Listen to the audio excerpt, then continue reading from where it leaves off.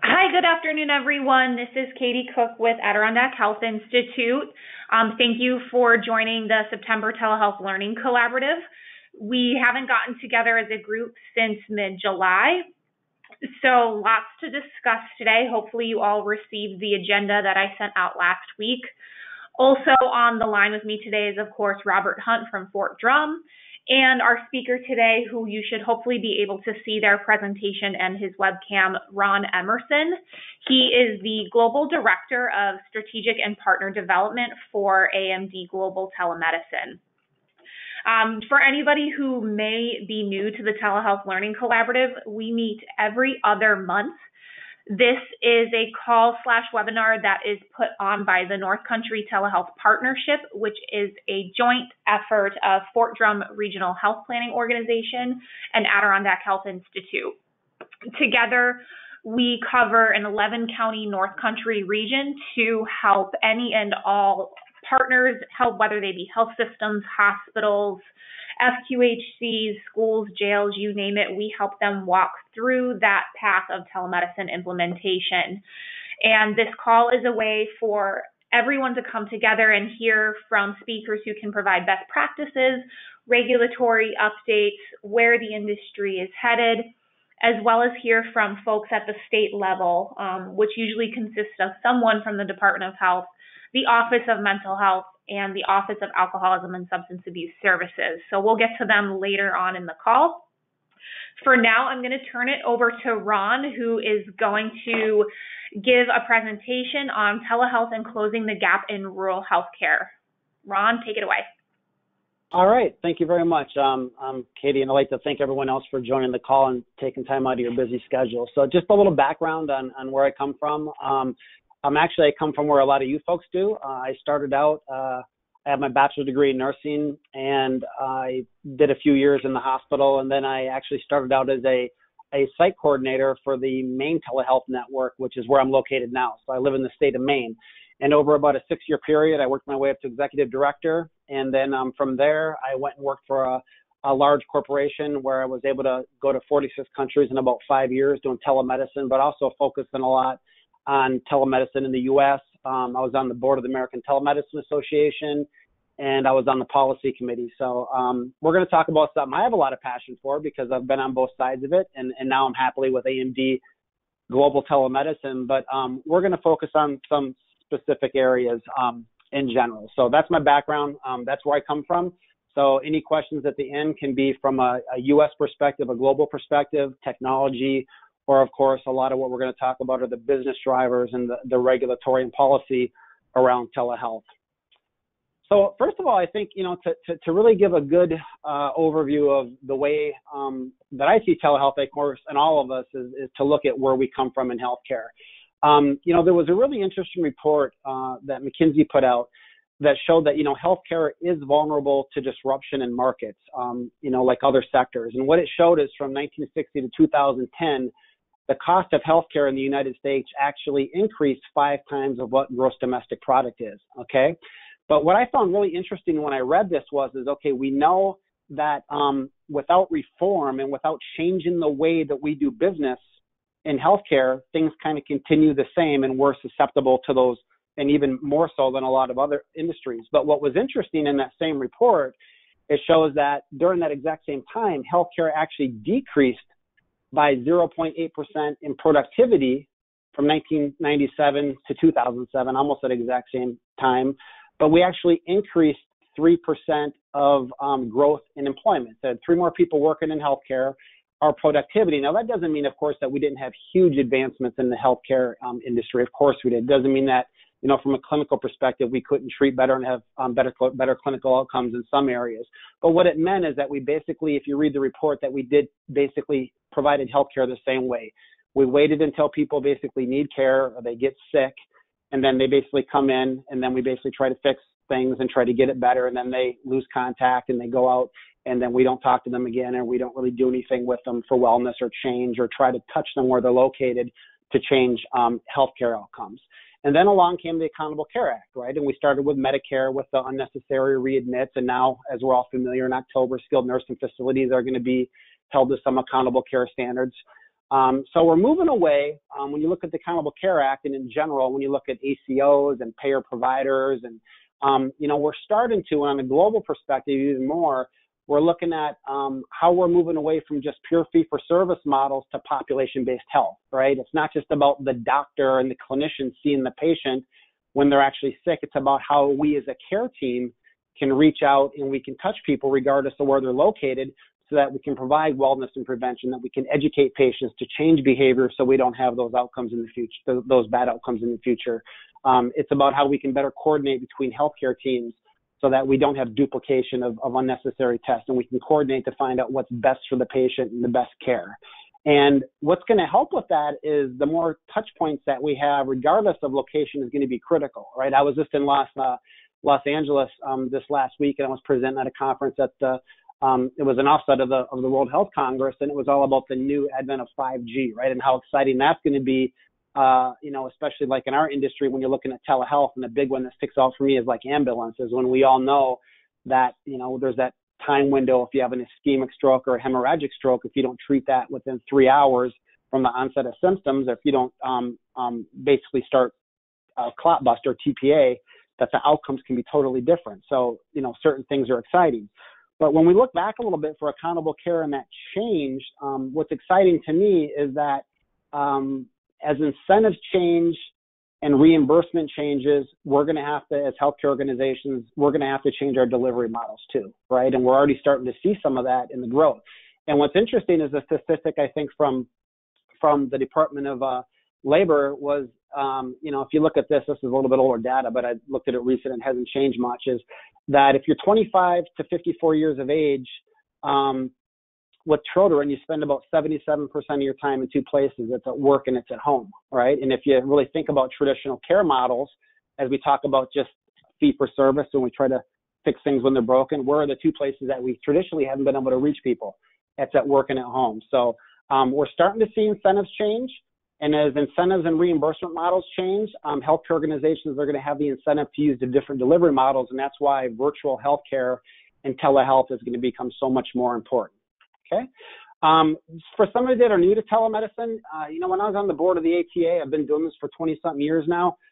Way back in the day when, and some of you are familiar with this, we talk about how hard reimbursement is now. Way back 20 years ago, Medicare would give the provider 80%, and they would expect the provider to give the 20% to the referral, the rural site, the spoke site. And we had no Medicaid reimbursement. We had no privates or any of those things. And we used to, and back in those days, people used to fight over the definition. But for our purposes today, we're going to talk about the terms telehealth and telemedicine. And depending on who you talk to, this might be a little bit different, so take it with a grain of salt. But telehealth in general is sort of an umbrella term that means the transfer of electronic medical data, all right? That could be everything from electronic medical records to store and forward technology, where I take like a snapshot of a lesion and I email it with subjective and objective data to let's say a dermatologist. It could be remote patient monitoring in the home, where we send biometric data back to clinicians where they can assess without having to use very many resources if a patient's having an exacerbation and going into failure, so we can decrease unnecessary hospitalizations. Telehealth is sort of an umbrella term for those things. Telemedicine has sort of been, at least in the circles I've seen, and like I said, there might be some disagreement, is sometimes defined as more of that live interaction, or that interaction between a clinician and a patient from a distance, okay? Now, for the purposes of our definition today, there's a variety of telemedicines I just included. We're going to really look at two types of telemedicine, okay? We're going to look at what we call diagnostic telemedicine, and diagnostic telemedicine is that we want to enable a clinician, a healthcare professional, let's say a physician, to provide the same level of care from a distance as they would if they were in the same room with the patient. So we're trying to meet that same gold standard of care, okay? So one of these carts might be and we're talking about how to close the gap in rural health today, and I'm going to talk a lot about the business end of it. But this would be like, say, in a clinic, a rural hospital, an FQHC, a rural physician's office, and then the physician could be at any location. And we can connect up to 40 different medical devices into this end of it, on the originating site or the spoke site where the patient is. So we can, for those of you that are new to this, we can do everything from heart and lung sounds to, of course, looking at eye, looking in an ear, looking into throat, dermoscopes to look at lesions. We can even do non-visual things such as spirometry. We can do 12-lead EKGs.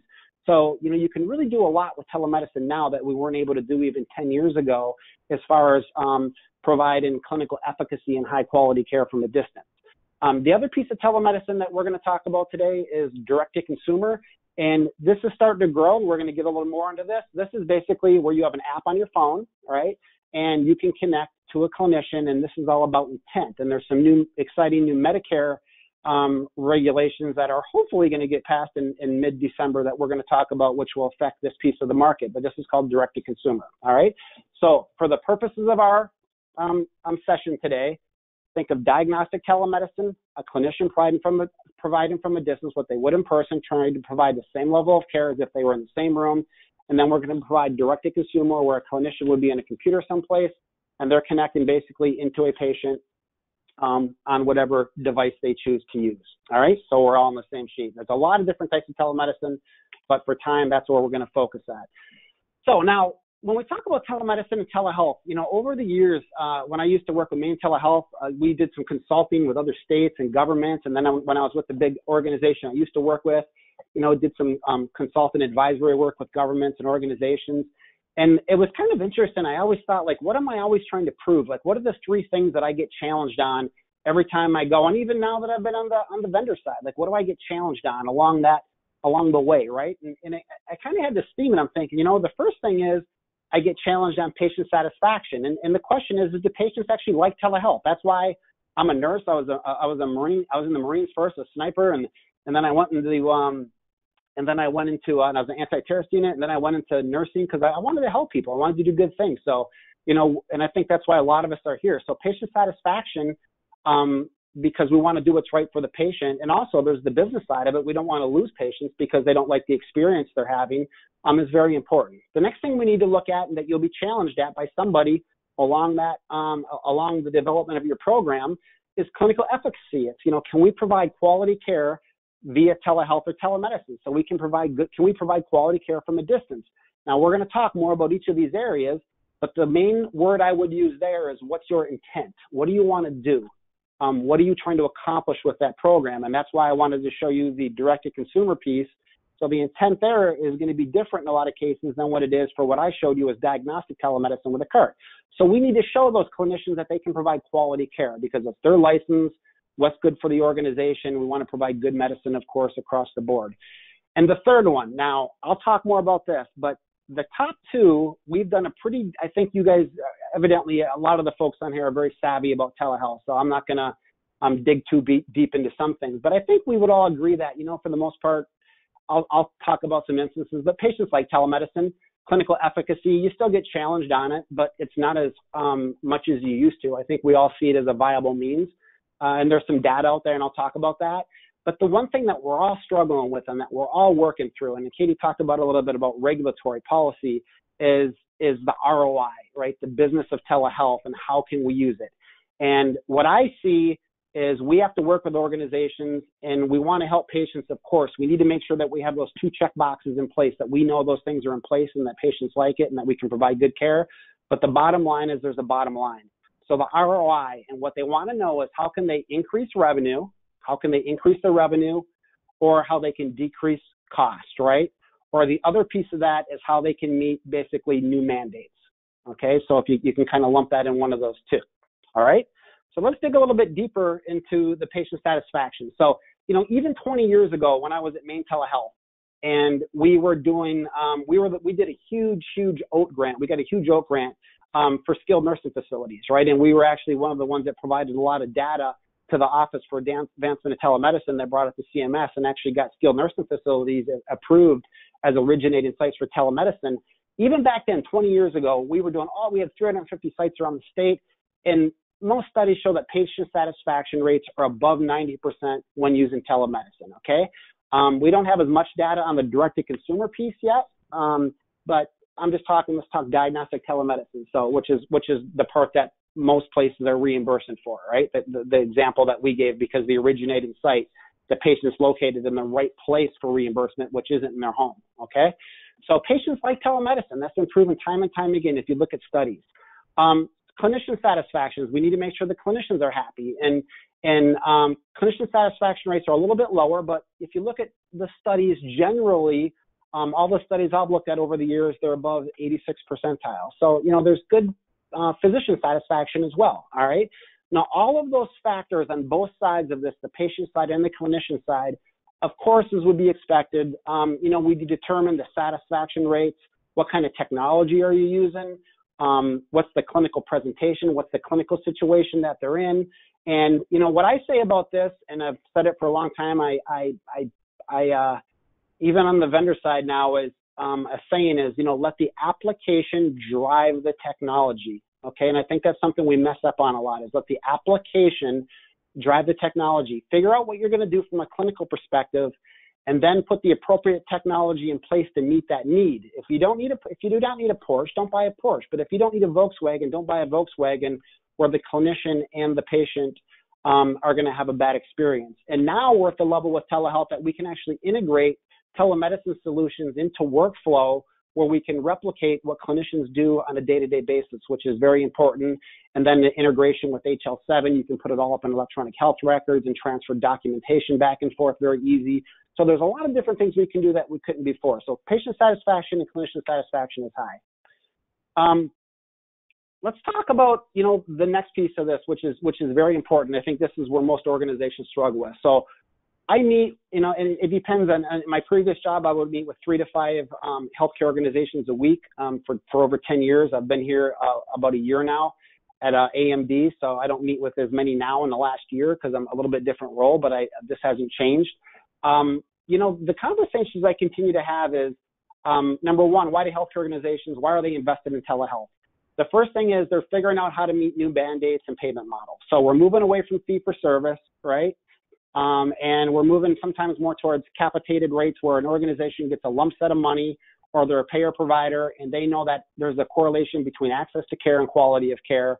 And these quality-based models under capitated rates are making them to have creative delivery models to reach out and touch patients and make a difference, right? And I think the perfect example is, of course, we look at remote patient monitoring would be one for unnecessary 30-day readmissions for like CHF and COPD and blah, blah, blah, blah, the other chronic diseases and MIs and things that go on there.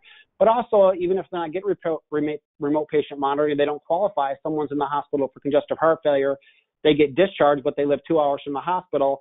If they can go to their local clinic, if they start to go in an exacerbation and actually see the cardiologist and they can stop the exacerbation before it gets to the point where they end up in the hospital and receive penalties, this is a vial ring. So they're looking at ways to meet new mandates and payment models. Increase market share, the business of healthcare, and it's very real. Organizations are always looking at, in simple terms, how they can utilize telehealth, and let's go with both kinds, the direct-to-consumer piece, but also the direct-to-consumer piece, but also the diagnostic piece. It's how can they increase market share and retain current and new patients, right? So in just a basic example, and I'm going to talk about the rural side of this as well, because this is about rural health. On the rural side, we have to be able to meet the mandates and help. But when you look at the bigger centers of excellence where the providers are that you rural organizations need, right, is that the bigger organization, a lot of times if you're an independent, you have a choice where you send those customers, or those patients have a choice, the customers' patients. They have a choice where they go, right? Because in this case, they can become the customer in a sense as the patient, because they have a choice where they can go, and it's consumer driven, right? So when you look at market share, all the time I see organizations, they want to use telehealth because they're interested in how they can use telehealth to develop a relationship with a patient in a rural area, so that when that patient needs inpatient services, they go to them instead of their competitor who might be a mile up the road, okay, or 2 miles up the road or 10 miles up the road. And we all know that larger facilities or hospitals in general, now this isn't a solid number, but typically 60 to 80% of the revenue comes from inpatient services. It doesn't just come from a doctor seeing the patient. It comes from the ancillary services, MRIs, CAT scans, all these things. So it's a way to reach out, capture new patients, and retain patients. Now, when we look at market share, what's in it for the rural side, for the rural people on here?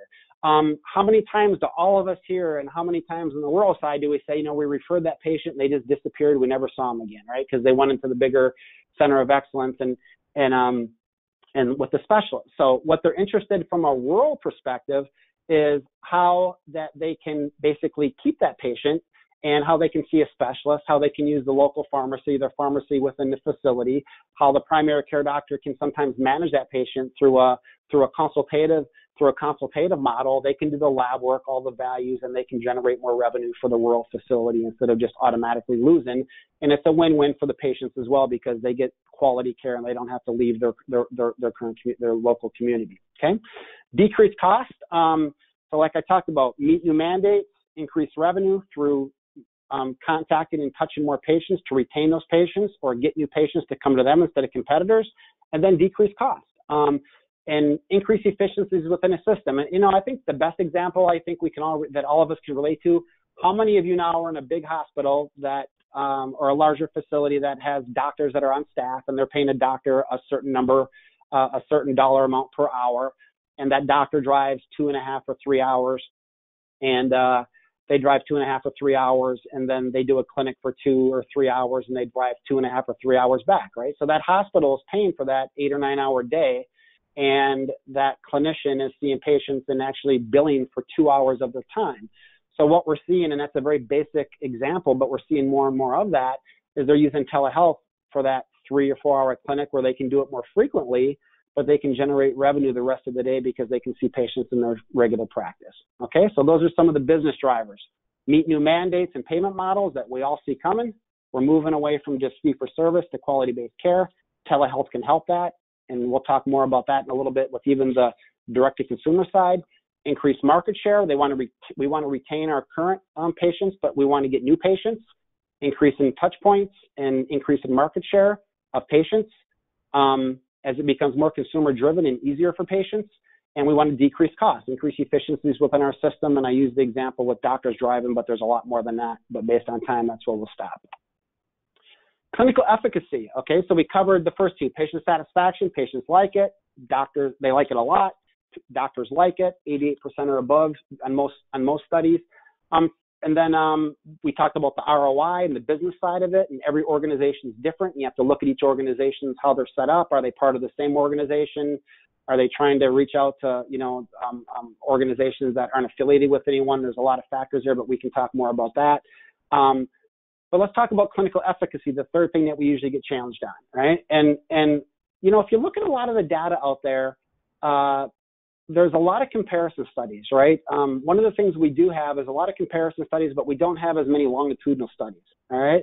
So when you look at the larger amounts of research literature, a lot of it's in telemental health, and that shows that if Katie's she's a psychiatrist and she sees me in person, makes a diagnosis, and then she walks out of the room, and then someone else gets on this webcam and sees me over the webcam, that basically the diagnosis is going to be exactly the same. And it's also interesting if you talk to psychiatrists, which there might be some on here, at least one of my good friends is one, and he said, when he went for his boards, the way a lot of his testing throughout school is they would have pre-recorded clinical patient encounters that they'd have to watch, basically a VCR tape or a CD, depending on how old you are. And then they would have to make the diagnosis on what they've seen, and that was one of the qualifications to get their to become a psychiatrist or to get board certified. So we have the data, a larger amounts of it's literature, telemental health, and we have quite a bit in neurology, and then we have more, and we have some in dermatology as well. Okay, and the comparison studies have shown that the diagnosis is the same in person over telemedicine with a lot of the specialties.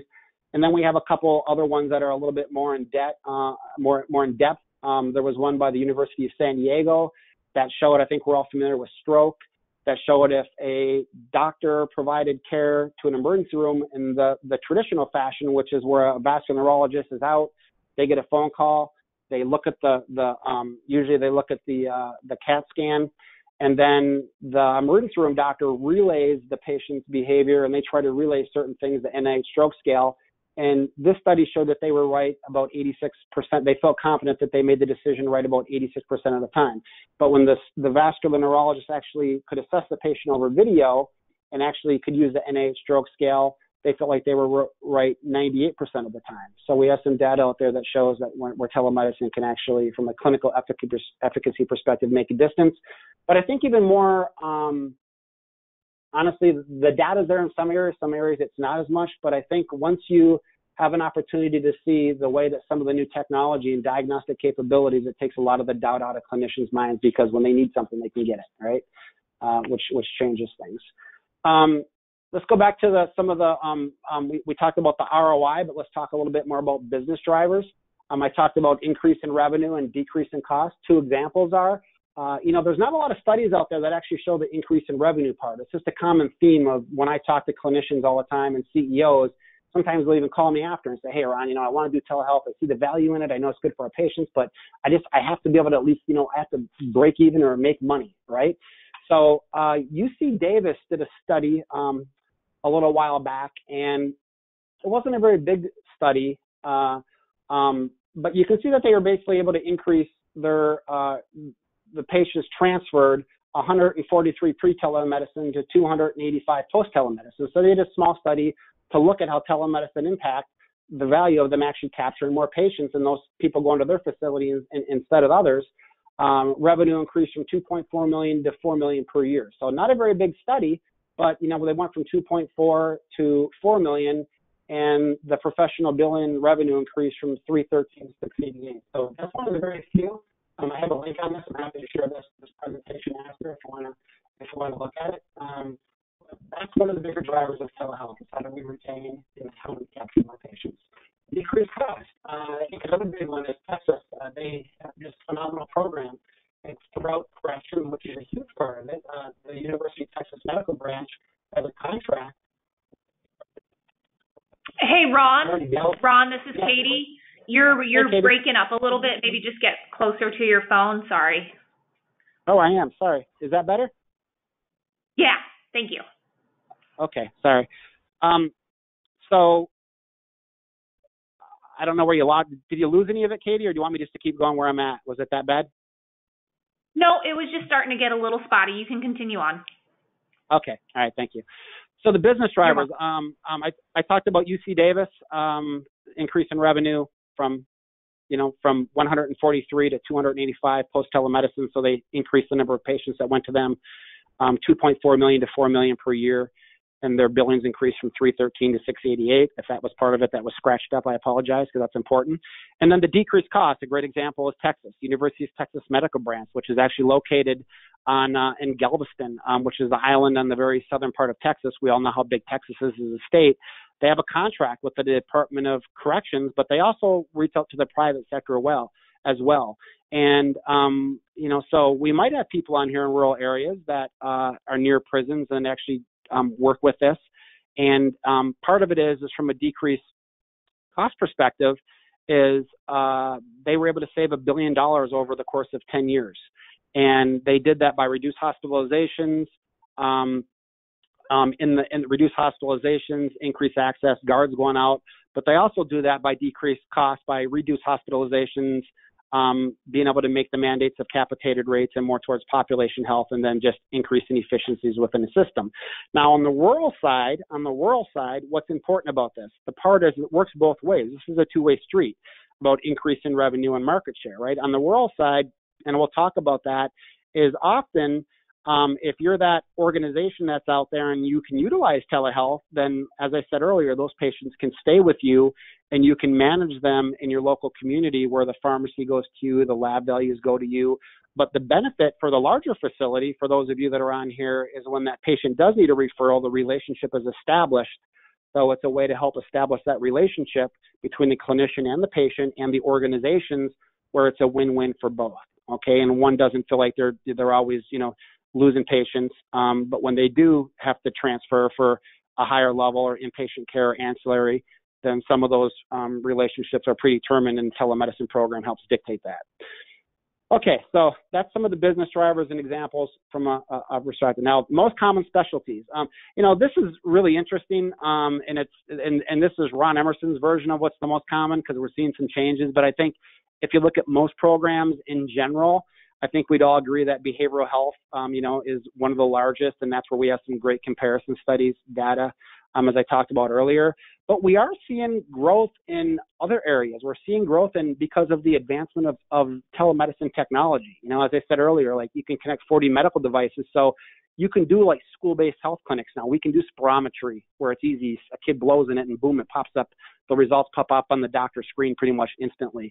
EKGs, we can do ultrasounds, all of these things through one sort of ubiquitous system rather than the old days where it was just pure video conferencing. So behavioral health continues to grow.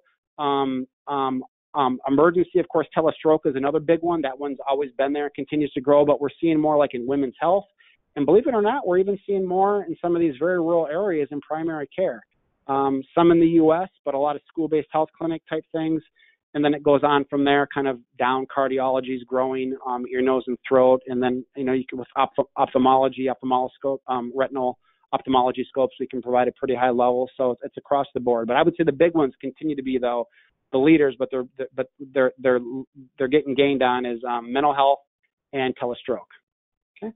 So let's talk about regulatory policy and reimbursement. I know that Katie said you folks have these quite often, so I dug through all the New York. There's 50 states, right? So I dug through New York's laws and the legislative mandate for parity laws, and I thought, they cover that. So I'm just going to provide a high level view for those of you that are new to telemedicine, and I'm doing this from my head. So for some of you that are very experienced in this, if I forget something, excuse me. So first of all, Medicare does reimburse. Medicare is a federal program, as we all know. Medicare reimburses in all 50 states, okay? Medicare does have some criteria, though. First of all, it has to be a live interaction between a clinician and a patient. So basically a live video conferencing, audio-video connection between a clinician and a patient. And the patient, wherever the patient is in telemedicine, that's considered the originating site, all right? And all of the regulatory and policy standards, including reimbursement, regulatory, licensure, it all depends on where the patient's physically located, all right? So just remember that. That's very important. Medicare reimburses in all 50 states, but the patient has to physically be located in a non-metropolitan statistical area or in a HPSA, which is a health provider shortage area. They have to physically be located in one of those areas. And then that patient has to physically be located in a hospital, a critical care access hospital, skilled nursing facility, inpatient renal dialysis, outpatient mental health center, federally qualified health center, outpatient mental health clinic, physician's office. I think we get it, right?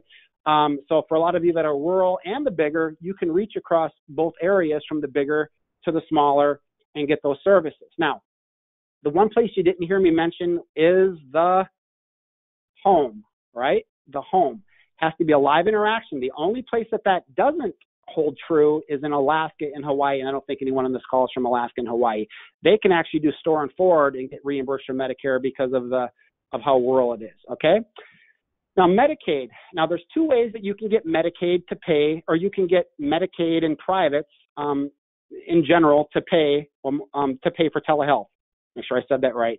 One is you can do it through just policy, right? The Department of Health and Human Services or Department of Health, whatever you call it in your state, can basically make a policy that we're going to reimburse for Medicaid for your state. And that's what I did many years ago back in Maine, many years ago. I met with a medical director, and within 2 weeks, we basically said they have to, Medicaid will reimburse as it does a doctor over real-time video, right, many years ago. The other way you can do it is through what's called a legislative mandate, and that's what you guys did in New York. Someone actually went to New York, and they went to the legislature, and I'm sure some of those folks were on this call, and this was passed January 1st, 2016, if everything holds true, Katie. I assume it does. I didn't say anything different. If it does, please correct me at the end. And 38 states actually have legislative mandates. Now, when you look at a legislative mandate, and this is why you're lucky to have a group like this that meets all the time, because you folks can discuss this, a lot of times there's parity laws, and there's two types of parity laws. One parity law is basically that, and you do have parity laws in New York, which means that Medicaid and the privates basically have to reimburse as if it was an in-person face-to-face visit, okay, over an audio-visual, and there's some other things. I'm just going to focus on those two areas because telehealth is such a big area. But there's the parity law on that side, but then you also have to look at payment parity, okay? And I'll let the folks on the call who deal with this stuff every day with New York because I did look at it, and I think I have the answer, but I just in case anything changed, because I did my look through, and I'll let them folks answer that. But you do have parity laws in New York, which is great. So you're one of the 38 states. The other states took the policy route. 49 of them, you take the 38 and then the other ones, and as far as I know, Florida is still, working on actually getting Medicaid reimbursement. That's the one state that is out right now, but they have some legislature in trying to get this, and they did a study.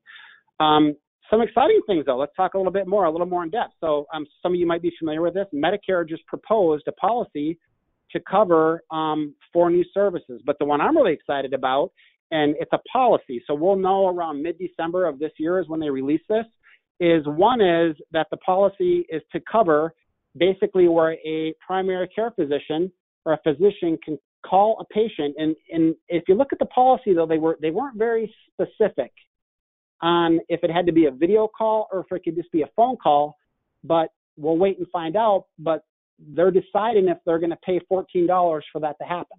Okay, so what they don't want, if you look at some of the data, when I saw this, some of the data shows that different studies, but up to 71% of people, do not need to go to the emergency room or do not need to go to the physician. It could be taken care of by other means. And there's actually a big, huge program in Switzerland, and we know the guy quite well who did that. Switzerland's only about 5 million people, so they could pull this off. But literally, you have to call in on the phone before you can actually see a doctor in person. And what they showed is that they could actually decrease the number of clinician visits to about 48 to 50% don't have to go in, right? And that's by the name of a gentleman, if you want to look some of it up, by Andy Fisher is his name. He does a great job and help implement that for the country of Switzerland. But hopefully this will pass, and then all of you folks will have to decide how to use it, because the $14, right? We have $14. How does that work if we don't have to have somebody come in? Then we lose the revenue of them coming in. But if we don't do it, it's someone else going to. So things will get a little more complex there. But it'll be interesting how that plays out. And it'll also, I think, be important on what kind of technology they mandate that you use. Can it be a phone call, or does it have to be an actual video call, like that on-demand that I showed you, right? Which can do both. It can be the phone, it can be over video, and you can schedule, or you can just do it ad hoc. If someone calls in, and it'll queue you up, and it'll line you up, and it'll go, okay? The other one is they're looking at pre-recorded discussions. So you basically do something pre-recorded, then you send it to a doctor, and then there's some with remote monitoring. Like I say, I'm not going to cover everything now, but the one that I'm the most excited about to share is in the home. So some interesting things. State licensure. I'm sure a lot of you have heard this before, but remember we talked about originating site licensure. Clinician is held to state standards where the patient is. And like I say, if there's something special with New York that I missed when I did all my research on this, which I went through it, I saw some things about, I don't know if there's any state licensure or reciprocity, but in general, the rule of thumb is that wherever the patient is physically located, you want that clinician to be licensed in that state. Okay, so that's state licensure, and then there's, and then sometimes for credentialing and privileging, the doctors for hospital systems for credentialing and privileging. You can basically do it through contractual means. JACO approved that many years ago. And then you can basically just get you develop a contract and say this physician's in good standings. If their condition changes within so many, we will notify you within so many hours. So you do it. So basically it's by proxy credential and privileging. Okay. But just remember, originating site, wherever the patient is located. So if the doctor is in California and the patient's in New York, but the patient is actually licensed in the state of New York, there shouldn't be any issues with it. It would be fine. But if that patient is in New York if the patient's in California and the doctor's in New York and that doctor is not licensed in California, we have a problem, right? Because they're practicing in California without a license. All right. So that's the originating site. Just some other questions that you're going to get quite frequently. The one I get most, and I've answered this probably 9 million times over the years, it feels like, not really, but is key points to know. You're going to get clinicians are going to ask you, which they have a right to ask, and understandably why they ask is, am I at increased liability if I use telemedicine? And this goes back many years. There was a gentleman named Bob Waters. Some of you might know him from the Center for Telehealth and E-Law. He's one of the real pioneers and a real friend of telehealth. He's just a good man, and he passed. And the Center for Telehealth and E-Health Law still has his name on it. And, I asked him that specific question right face-to-face one time out of room, and he said to me, he says, well, let me put it this way. He said, and this is his exact answer. He said, if a doctor is seeing a patient, a clinician seeing a patient over telemedicine, if that physician acts as a competent physician would in the same given clinical situation, they're probably not at increased risk, which means just like in traditional practice, if I'm a clinician, a doc, and I do something, then 10 other doctors line up and say, you know what, based on that situation, I would have done I consider that a good practice. I would have done the same thing, right? He says that you're not at really increased risk, but he does say though, after that at the end, he said, but as a lawyer, he said, I'd be lying if I didn't say that in the court of law that a lawyer might not try to spin something, right? So the answer is kind of yes, you are, but if you provide competent care as a clinician would in a clinical situation and make sure that you're providing good clinical care, then he considered it that it really wasn't out of bounds and there were no huge worries from his perspective.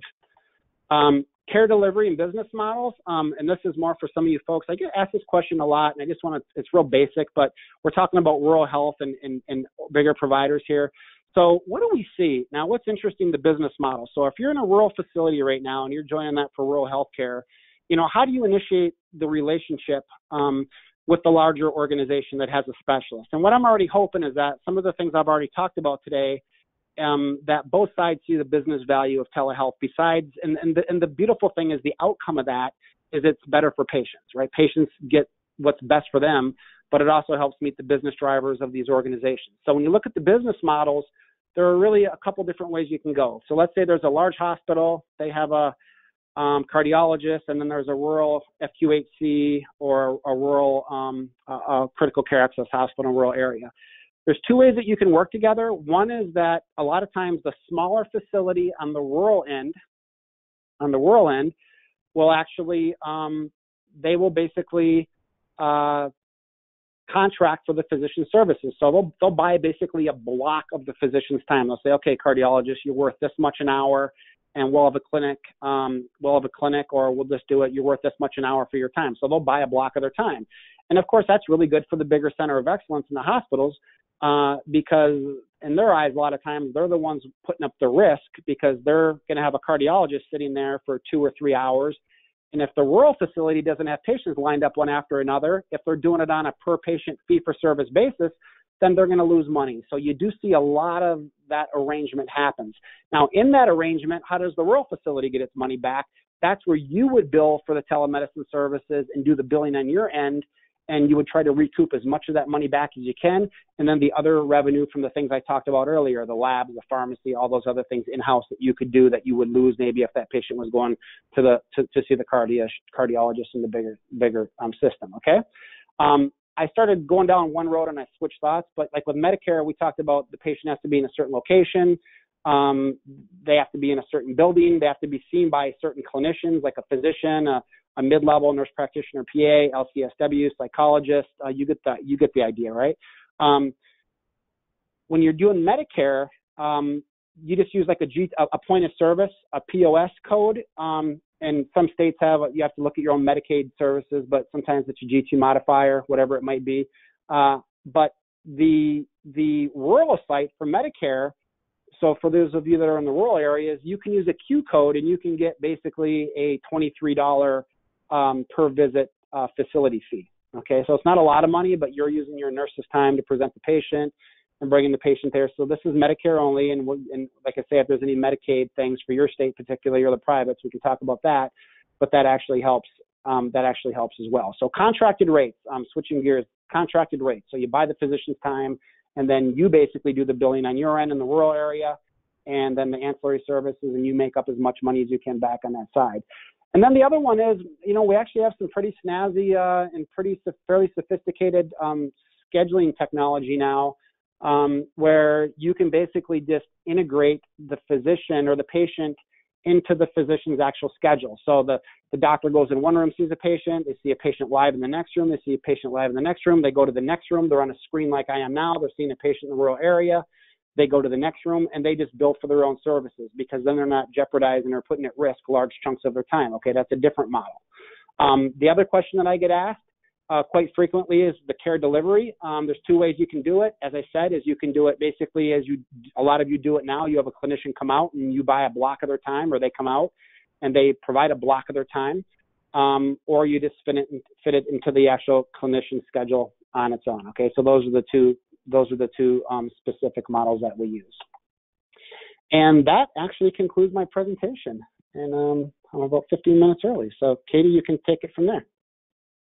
Yeah, no, I would definitely want to get through the questions because we still have a few other speakers. So there was a question posed by Lowell Feldman. Lowell, your line's open if you wanted to ask your question. Okay, yeah. Ron, hello. I'm Lowell Feldman from the Castleton Group. How are you? I'm doing fine. How you doing, Lowell? Good. My question is, we're getting a lot of inquiries in telemedicine, of course, in the long-term care sector, and many specific areas like psychiatry and after-hours emergency coverage. A lot of the providers who are offering these services are working on a fee-for-service basis, an hourly basis, whether it's $120, $200 an hour, and then we're getting, the facilities aren't accustomed in our era to paying for physician services. So the question is, if they do lay out the hourly rates and under contract with these folks, can the facilities then bill Medicare, Medicaid, or the other providers to recoup it? We're well aware of the benefits of reducing costs and not sending patients out, not sending staff. But again, it's a change of culture for the industry to pay for physician practice privately. So is that fund, are those amounts recoupable when appropriate, as you said, rural versus Medicare guidelines, Medicaid, but can the facility then bill with the CPT codes what they've laid out in cash? They definitely can. 100% they can. And the good thing about that is a lot of it. I think we're seeing a lot of this with skilled nursing facilities, right? As you know, in October, accountable care, skilled nursing facilities are under accountable care, and we're seeing a really big uptake there. So we are seeing organizations that sell physician services, and some of them don't do it by the hour, but by the month. But to your point, think about when a clinician walks in the door. A lot of times the organization would almost do the same thing. Either they bill Medicare Part B, right? Let's stick on skilled nursing facilities. It would be Medicare Part B, and a lot of times the actual facility would the facility sometimes or a lot of times actually would do the billing. Okay, so yes, make sense? Okay, thank you very much. Okay, you're welcome. Excellent. The next question is from Corey Ziegler. Corey, your line is unmuted. Hey, Ron, thanks for your presentation. That was really good. I guess my question is more in the details of the previous question. Actually, it was a perfect lead-in. And because we're seeing pretty much across the board, we can't find any specialists that are willing to do their own billing. They want to be paid a flat rate and then, have the originating site do the billing. The problem with that is more of the actual billing the insurance companies. We have to credential each and every provider with each and every payer. And this has become kind of almost next to impossible for, some of the small physician practices. Do you see any successful models? It's almost, and I don't want to, be disparaging to the payers, but it's almost like they make it as hard as they possibly can, hoping they'll just about give up is pretty much what we've seen. And so do you have successful models that we could use as templates? What type of a facility are you located in? So I actually work with Katie and Bob. So I represent, we got quite a few hospitals, but in particular, our medical director actually owns a small practice. So it's a for-profit small practice in a rural area, and he's trying to get psychiatry services for his patients. And the service that's providing that recently switched over from they're doing their billing for the professional component, and he was doing the facility billing to you just pay us by the hour for the services used, and you can get what you get. And he's found, and his staff has found, it's almost impossible to get reimbursed for that professional component, and pretty much across the board in all payers. Understood. Yeah, because of each insurance. That's interesting. I really honestly don't have that. I don't have that come up very often. But what I can do is we work with some very big, very successful programs. Is it more the privates, or are they have any problems with Medicare or Medicaid, or is it more the privates? It's more the privates. The Medicare, as long as it, like you said, the originating site is in a rural area. We're unfortunate here, even though we are rural. We're in a metropolitan statistical area because of Fort Drum. So that kind of hoses our practices here in Watertown. But where he's at, he is in a rural area, so he can do the Medicare. But by and large, most of the income they have comes through, at least for the psychiatry patients, comes through the private payers. And those are the ones they're having a lot of trouble with. And then Medicaid goes through MCOs. So you got to realize it's not straight. It's not like you're dealing with CMS. You're dealing with the MCO that's in between them, and they have made it extremely difficult to impossible. So Medicaid's out too. Yeah. Okay, that's an interesting one. Yeah, I haven't had that one come up very often. Why don't you do me a favor? You see my email address on the phone? Email me. We work with a very large. We work with some big telehealth service providers who work in a number of different environments, and I guarantee I can reach out to them and they can talk about how they're handling this or if they've had any success with it. Okay, be happy to get. That would be fantastic. You would help everybody on this call.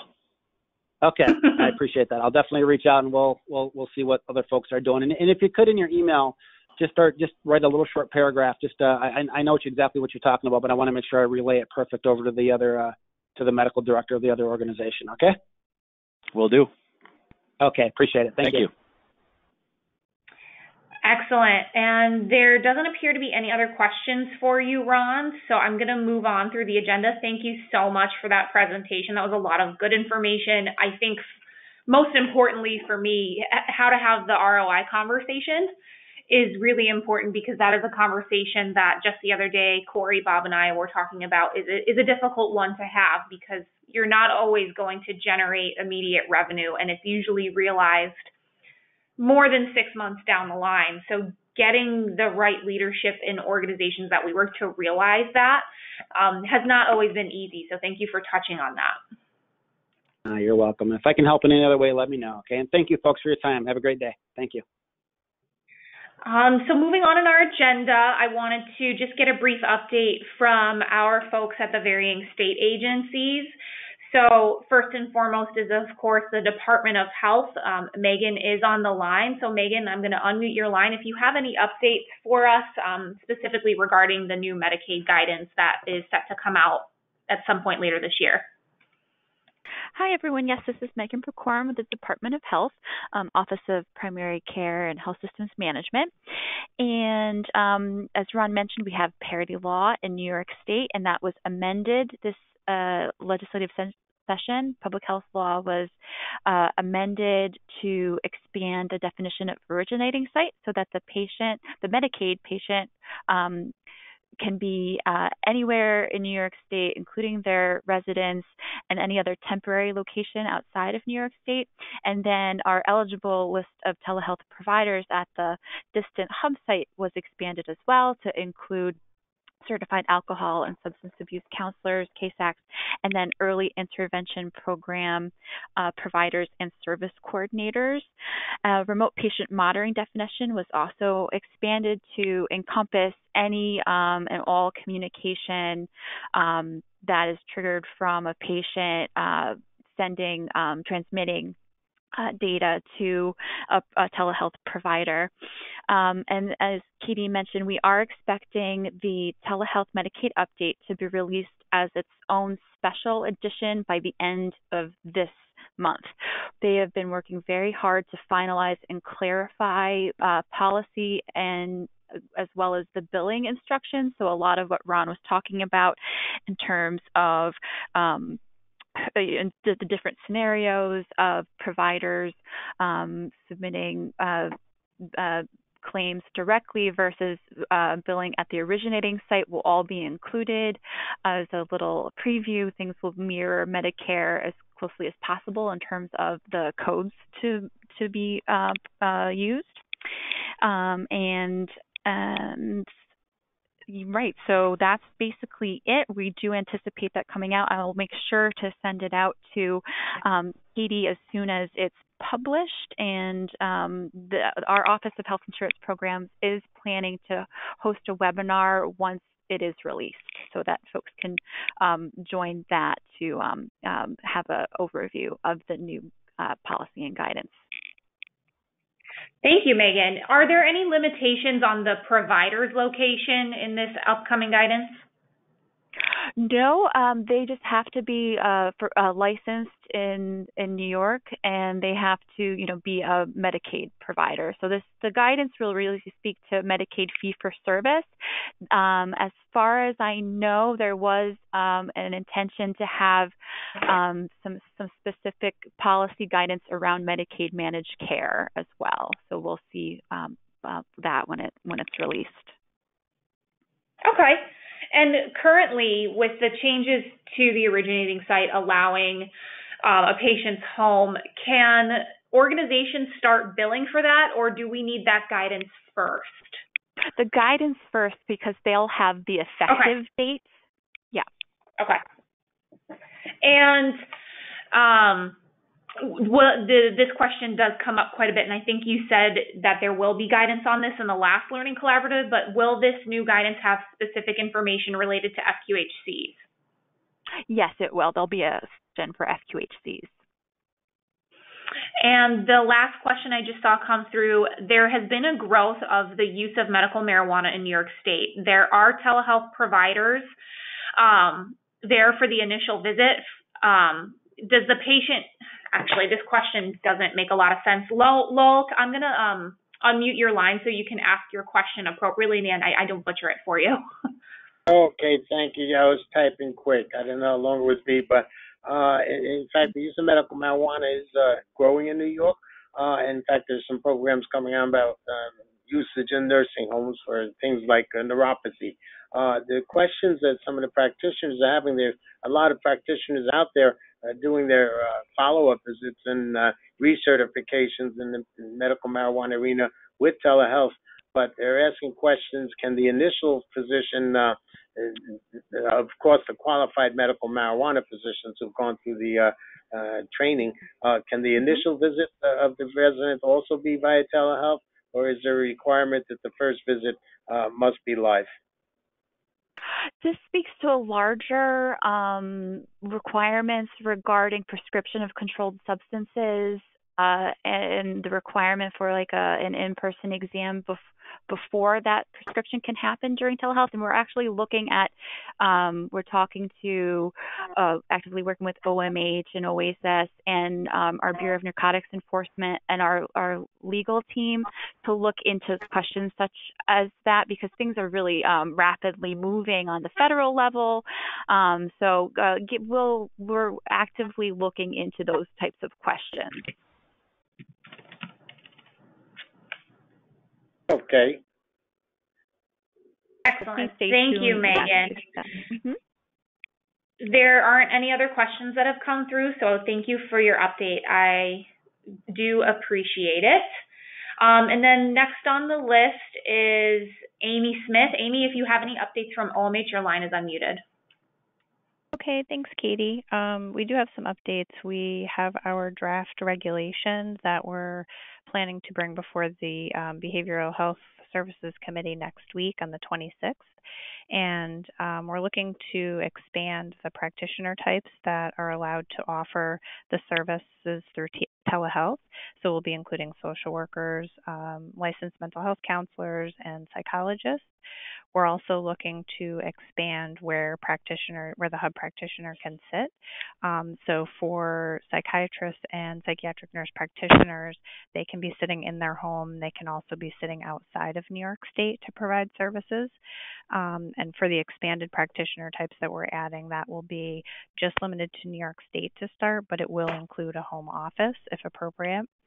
we're looking to align with the change in statute that Megan had mentioned about where the client can sit. So we'll be expanding that to include clients' homes and other temporary locations within and outside of New York State. And we're also looking to expand to 2 additional program types, which we had excluded previously. So we're looking to include the assertive community treatment, the ACT programs, and then PROS, the personalized recovery-oriented services, will also be eligible now for telehealth services. So we will go before the council next week, and then we'll find out from that meeting if we need to make any changes. We have to do some more internal work, then it would go out for public comment, and I think that's a 60-day public comment period now. So things are moving forward. Excellent. Thank you, Amy. I don't see any questions that have come through for that, but appreciate the update. Thank you. Thank you. Oh, one question did come through. Can you clarify whether or not a pan-tilt Zoom camera is required for behavioral health visits? It's strongly suggested. It won't be required, but it is something that, we would encourage and we'd like to see our providers have, but it's not something that will be required within the regulation. Excellent. Thank you. And as a side note, Megan and Amy will be at the North Country Telehealth Conference alongside, I believe, Sarah Osborne from OASAS. If anybody attended last year's conference, then you know how sought after that panel was, and that will be a 90-minute panel this year, so more time for them to present. We should hopefully have the updated Medicaid guidance, maybe even the standards document that has been discussed. So the November Telehealth Conference will certainly be exciting in that regard. As for OASAS updates, Sarah did have to leave for another meeting, but the updated standards are posted on the OASAS regulations website, and I'll make sure that I send a link to that in the meeting notes, which will go out later this week. As for an update from Bob and I, we had a conversation earlier this week alongside Corey Ziegler, who you just heard from, regarding what the existing telehealth environment is in New York State, maybe specifically what needs to be fixed and how can we go about fixing it. So Bob, maybe you can speak a little bit more to our conversation and what the ask of the Learning Collaborative is. Hi, I'm sorry I had to unmute you there. So basically, we're still doing a lot of research based on the conversation that we generated earlier in the week. So based in the interest of time, I don't want to go on with a lot of details about it right now, but we've got several questions out to different areas trying to get a response back that we can share with everybody that's going to be useful. So let's just hold off till the next call. Okay, that sounds good. One last little plug, of course, is regarding the November Telehealth Conference. That is on, obviously, November 7th with a pre-conference that will go from 1 to 4:30 p.m. And then the main conference day of November 8th. So I'm going to just, hold on, why is it not letting me? I just wanted to give everyone an update on that. This conference, based on ticket sales this morning, is going to sell out. I probably only have about 20 more spots left for the pre-conference and maybe another 40 for the regular conference. So if this is something that you are interested in, then you need to get registered sooner rather than later. I'll send out the link with the meeting notes, but you can go to ahihealth.org, and the events tab has all the information about this conference and how to register. So gloss over the agendas that are on there, some of the featured speakers, as well as information on sponsorship. This conference, again, will sell out, so I strongly encourage folks who might be interested to get on there and register as soon as possible. And if you have any questions, don't hesitate to reach out to me. I believe that is all we have for today. The meeting notes and slides and the recording will go out in the next couple of days, so don't worry about missing anything. It will be sent out. We'll be meeting again in November, specifically the third Monday of November, which looks to be the 19th. I know that is a holiday week, so stay tuned if we shift that date around. And if you are interested in a speaking engagement on the Learning Collaborative, please reach out to myself or Bob and we can get that arranged. Have a fantastic day, everybody, and I hope to see you at the November Telehealth Conference. Thanks.